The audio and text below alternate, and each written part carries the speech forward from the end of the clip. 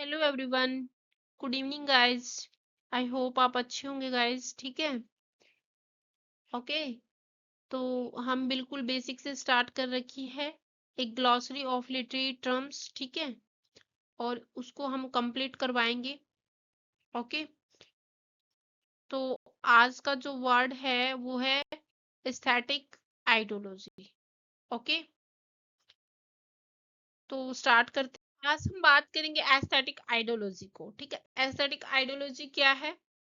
Is a concept in literary theory में, मतलब एक कंसेप्ट है। एंड स्टडीज किस पे कर रहा है ये? Beauty art and aesthetic experience पर। और ये किसके साथ कनेक्टेड है? सोशल, पॉलिटिकल और कल्चर बिलीफ्स पे। ठीक है, एंड सुजेस्ट करता है that art and literatures are not completely neutral.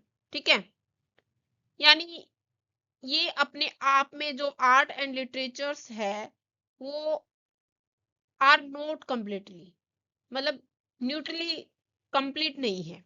ठीक है, एंड रिफ्लेक्ट की बात करें तो values, power, structures and ideology of society. ठीक है, ये रिफ्लेक्ट करता है वैल्यूज, पावर और structures and ideology of society पे। ठीक है, अगर हम इसकी टर्म की बात करें, ideology aesthetic ideology was term applied किसके द्वारा? डीकंस्ट्रक्टिव। ठीक है, एंड थ्योरिस्ट थे इसके पॉल डी मेन। ठीक है, ये थ्योरिस्ट थे।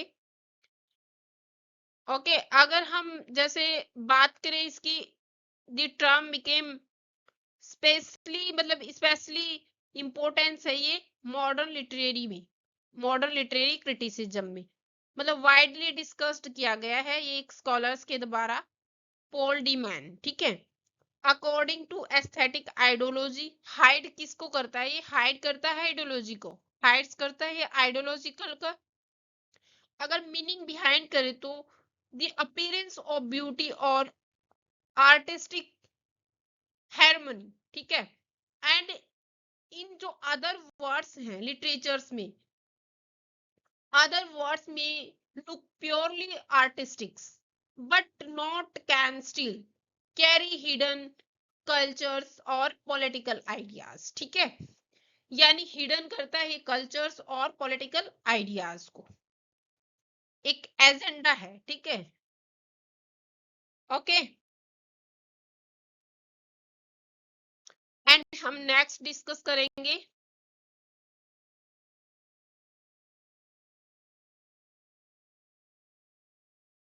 ये है एस्थेटिक। एस्थेटिक को 1819 में, 1819 सेंचुरी में आया। ठीक है, ओके। अगर हम फिलोसोफर की बात करें, फिलोसोफर्स बिगेन टू डिस्कस, सबसे पहले डिस्कस्ड की। ठीक है, किसने इसमें, मतलब एक अलग ही रूप में चर्चा की गई थी इसमें। ठीक है, सेपरेट फील्ड ऑफ स्टडी। ठीक है, थिंकर्स लाइक, अगर हम थिंकर्स की बात करें तो ये है इमूनल कांत। ठीक है, किस चीज पे आर्ग्यू कर रहा है इमूनल कांत? ठीक है, ये aesthetic judgement is the based on a sense of beauty and pleasure rather than practical use. ठीक है, यानी किस पे? प्लेजर और ब्यूटी पे बेस्ड है ये। ठीक है, अगर हम एस्थेटिक आइडियोलॉजी पर अगर स्टडी कर रहे हैं तो इन किस में? Literary theory, philosophy and culture studies. और ये हेल्प करता है स्कॉलर्स के लिए, मतलब स्कॉलर्स को समझाने के लिए किस चीज में हेल्प कर रहा है? आर्टिस्टिक वर्क, यानी से पीपल बिलीव्स करता है ये परसेप्शन ऑफ द वर्ल्ड को। ठीक है, ओके, यानी विश्वास दिलाता है एक, मतलब लोगों के मन में, मतलब एक धारणा बना देता है कि कैसे आकार देती है इन चीजों को। ठीक है, ब्यूटी, ओके, यानी जो artistic work has a people beliefs and perceptions of the world. Okay आगे हम थिंकर्स ऑफ एस्थेटिक आइडियोलॉजी के बारे में बात करें, कुछ थिंकर्स के बारे में डिस्कस करेंगे, ठीक है। अब हम बात करेंगे थिंकर्स ऑफ एस्थेटिक आइडियोलॉजी, ठीक है। सबसे पहले हमारा जो थिंकर्स है वो है पॉल डी मैन, यानी पॉल डी मैन। अगर हम उसकी बुक की बात करें, उसकी बुक क्या है, ठीक है, क्या नाम है बुक का? एस्थेटिक आइडियोलॉजी, ठीक है। इसने सबसे ज्यादा किस में, मतलब इस टॉपिक पे सबसे ज्यादा important work on the topic, इस पे सबसे ज्यादा काम किया है, ठीक है, एस्थेटिक आइडियोलॉजी पर। ये एक फेमस है, ओके, फेमस बुक है। सेकंड हम बात करेंगे इमूनल कांत, किस चीज में डेवलप कर रहा है ये, शुरू से ही मतलब डेवलप किया इसने, शुरुआती डेवलप किया है इसने, जैसे theories of aesthetics, critique of judgement, critiques of judgement, ठीक है, ये याद रखना, क्रिटिक ऑफ जजमेंट, ठीक है। अगर हम बात करें फेडरिक की बात करें हम, फेडरिक सीलर किस चीज पे डिस्कस कर रहा है ये डिस्कस कर रहा है relationship between beauty and human freedom के बारे में, यानी एक सुंदरता एंड जो मानव की जो मतलब फ्रीडम है ह्यूमन लाइफ्स की, जो उसके बारे में मतलब डिस्कस कर रहा है ये, ठीक है। आगे हम बात करेंगे, आगे हम बात कर रहे हैं जॉर्ज विल्हेम फ्रेडरिक हेगल, ठीक है। ये किस पे लिखता है? आर्ट एंड इट्स रोल किसमें है इसका? ये एक्सप्रेस करता है, एक्सप्रेसिंग करता है human spirit and ideology, human मतलब ह्यूमन लाइफ्स के बारे में बता रहा है ये, ठीक है, उसी के बारे में इसने लिखा है। एंड आर्ट एंड जैसे जो ह्यूमन लाइफ्स की जो फीलिंग्स हैं, इमोशंस हैं, उन चीजों के बारे में लिखता है ये, ठीक है। ओके, नेक्स्ट हमारा, अब हम बात करेंगे लास्ट की, ठीक है। लास्ट थिंकर है इसमें थियोडोर डब्ल्यू अडोर्नो, ठीक है। थियोडोर के बारे में अगर हम डिस्कस करें तो ये किस चीज को एनालाइज कर रहा है? ये कर रहा है art, cultures and ideology and modern society पे, ठीक है। इन्होंने मतलब ज्यादातर आर्ट, कल्चर एंड आइडियोलॉजी में ही ज्यादातर विचार मतलब इन पे ही डिस्कस्ड किया है, एनालाइज किया है इन चीजों को, ठीक है, मॉडर्न सोसाइटी पे।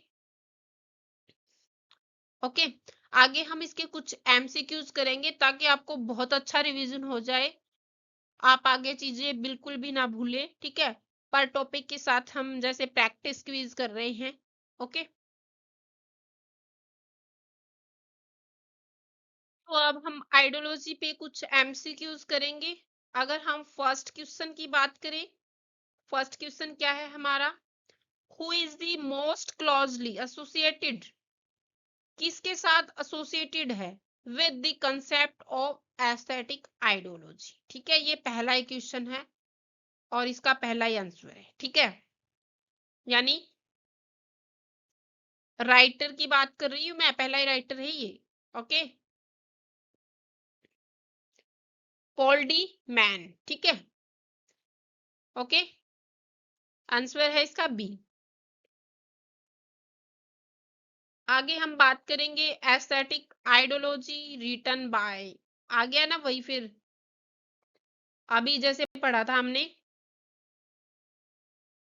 ओके। आंसर है इसका पॉल डी मैन, ठीक है। इन दोनों को याद रखना है, यानी जो मोस्ट क्लोजली एसोसिएटेड है कंसेप्ट ऑफ आइडियोलॉजी के, वो पॉल डी मैन है। एंड इसने आइडियोलॉजी बुक किसने रिटर्न की थी, वो भी पॉल डी मैन है, ठीक है। आगे हम नेक्स्ट क्वेश्चन की बात करेंगे।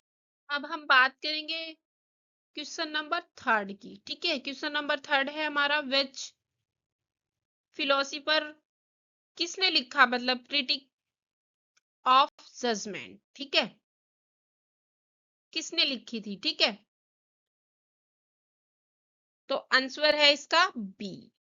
ओके, यानी इमैनुअल कांट ने। ठीक है, who wrote letters, question number 4, who wrote letters on the aesthetic education of man। ठीक है, ये क्या है, इसका आंसर की बात करें हम। ठीक है, अगर हम इसके आंसर की बात करें तो ये है ए, फ्रेडरिक सिलर। ठीक है, ओके, आगे हम बात करेंगे एस्थेटिकिज्म।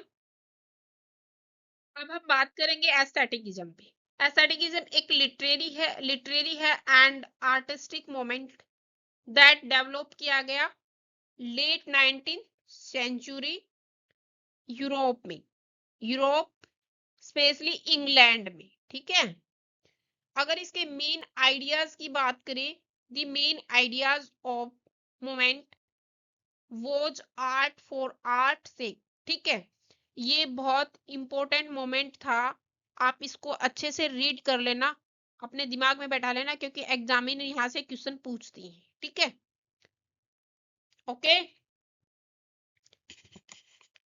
अब हम बात कर रहे हैं the means that art should exist करता है ये only beauty for beauty, artistic pleasures, not for moral political और सोशल पर्पस। ठीक है, ओके, यानी ये क्या कहना चाह रहा है, दिस मीन्स, इसका मतलब है कि जो आर्ट है वो ओनली फॉर, मतलब इसके लिए ब्यूटी और आर्टिस्टिक प्लेजर है, नॉट फॉर मॉरल नैतिकता, पॉलिटिकल और सोशल पर्पस। ठीक है, ओके, यानी सिर्फ वो है, वो चीजें केवल सिर्फ आनंद, यानी आनंद के लिए होनी चाहिए, न कि किसी नैतिक और जैसे पॉलिटिकल और सोशल पर्पस के लिए। ठीक है, इसमें जो विक्टोरियन है उसके आइडियाज की बात करें हम, तो उसने मतलब आइडियाज की हम बात करें तो उसने लिटरेचर्स में जिस चीज को मतलब नैतिकता को मॉरल सिखानी चाहिए है, उसने लेसन को सोशल लेसन सिखाया उसने, इसकी वजह से उसने मतलब जैसे फोकस किया है, focused style, beauty, imaginations, artistic perfections पर। ठीक है, ओके,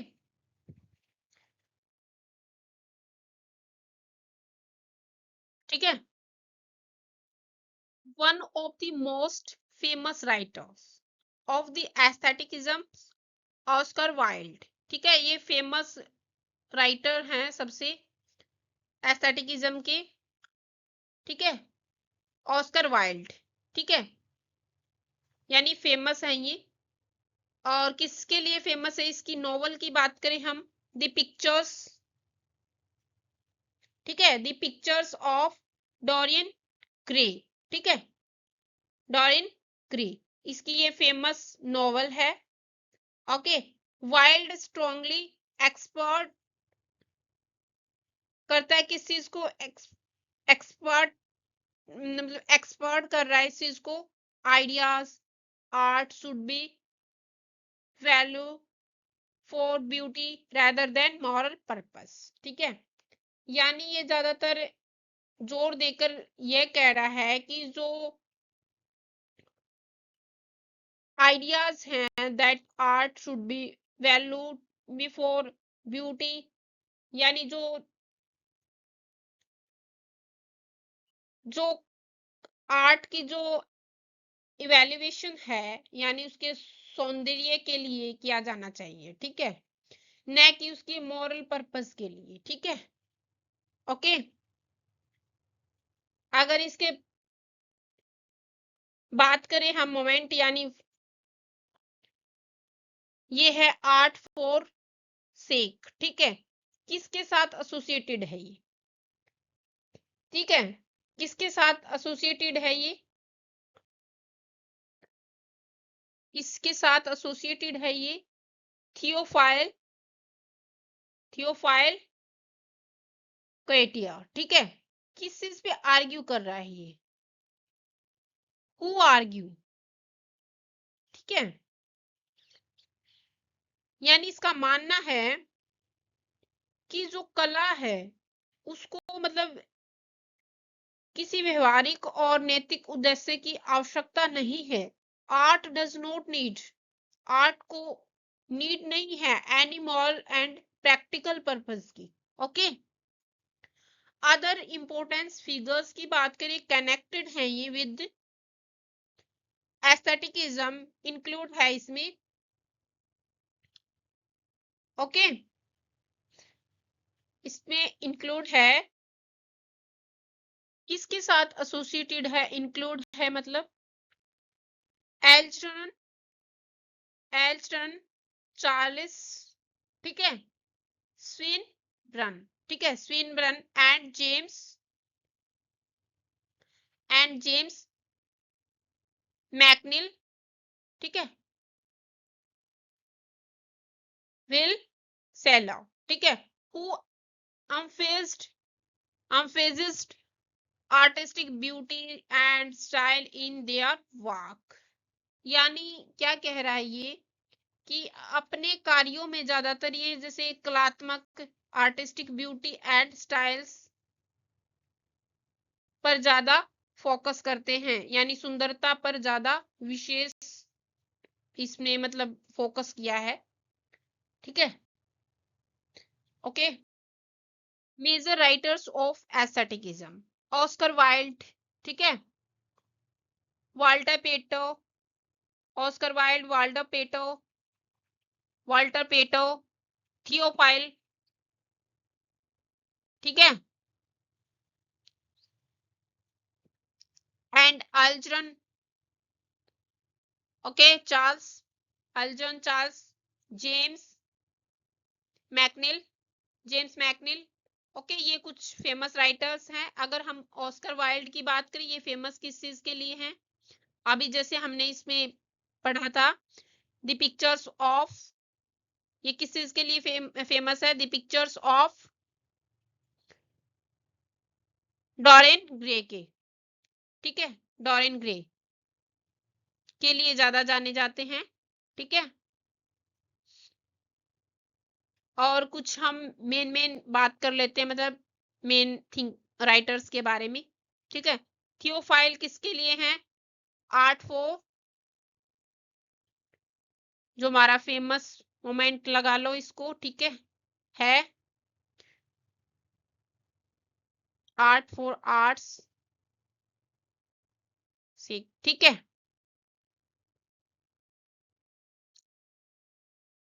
ओके, आगे हम कुछ इसके एमसीक्यूज करें। अब हम कुछ एमसीक्यूज की बात करेंगे, यानी प्रैक्टिस क्विज करेंगे ऑन एस्थेटिक्सिज्म पर, ठीक है, अगर हम बात करें फेमस स्लोगन ऑफ द एस्थेटिकिज्म्स, ठीक है, फर्स्ट क्वेश्चन है ये, अगर हम इसके आंसर की बात करें तो आर्ट फॉर आर्ट से, जैसे भी ये मैंने बताया था ये बहुत इंपॉर्टेंट है, एंड इसकी बात करें आर्ट फॉर आर्ट से पर, तो ये सबसे ज्यादा किस पे फोकस करता है, aestheticism purely on beauty and visual appeal पर, ये ब्ल्यूड किस पे करता है, ब्ल्यू करता है ये doesn't not need a teach mall lesson survive a social purpose, it is enough for it to be beautiful, ठीक है, ओके, यानी ये जो ब्यूटी है उसकी तरफ ज्यादा मतलब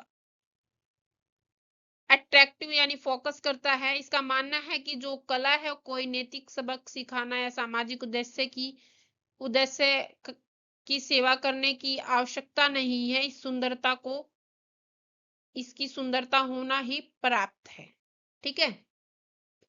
ओके, नेक्स्ट हम बात करेंगे who is the most famous writer, किसके साथ एसोसिएटेड है एस्थेटिकिज्म, यानी who is the most famous writers associated with aestheticism. ठीक है, आंसर है ऑस्कर वाइल्ड। ठीक है, नेक्स्ट क्वेश्चन। अब हम बात करेंगे यह बुक किसने लिखी, यानी question number 3, who wrote the pictures of Dorian Gray. ठीक है, तो इसका आंसर आपको देखते ही पता लग जाना चाहिए। ठीक है, ओके।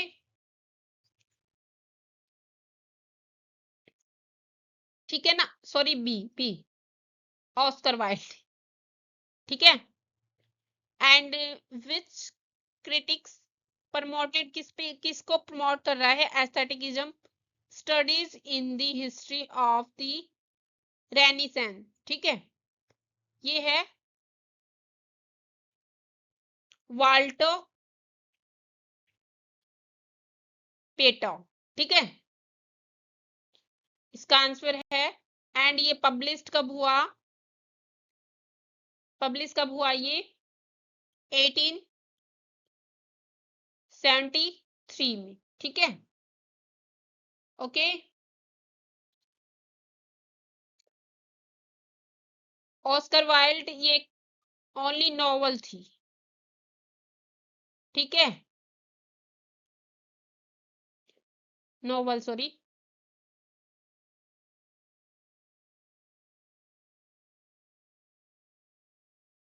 ठीक है, ये Oscar Wilde it is a classic of aesthetic literature, किसको एक्सप्लोर कर रहा है, ideas that beauty is highest value. ठीक है, इट हाइड किसको करता है, एक डार्क इमोरल रियलिटी को। ठीक है, ओके, नेक्स्ट। अब हम बात करेंगे क्वेश्चन नंबर 5 पे, art for art sake is mainly connected with, ये आपको बिल्कुल देखते ही समझ आ गया होगा। ठीक है, ठीक है, जो आज का हमारा मेन टॉपिक है एस्थेटिकिज्म। ठीक है, एंड इसकी बात करें हम, जैसे ये लिटरेरी मोमेंट है आर्ट फॉर आर्ट से। ठीक है, यानी अगर सुजेस्ट करता है ये, इट सुजेस्टेड करता है ये that values of art lies in its beauty and pleasure it provides। ठीक है, rather than in its ability to teach moral lesson और सर्वाइव करता है एक पॉलिटिकल पर्पस। ठीक है, ओके। आज की हमारी क्लास थी, आपको अच्छी लगी हुई हो तो, आपको अच्छी लगी तो आप कमेंट एंड लाइक कर दीजिएगा। ठीक है, ताकि हम आगे और भी अच्छी क्लास लेके आए। ओके।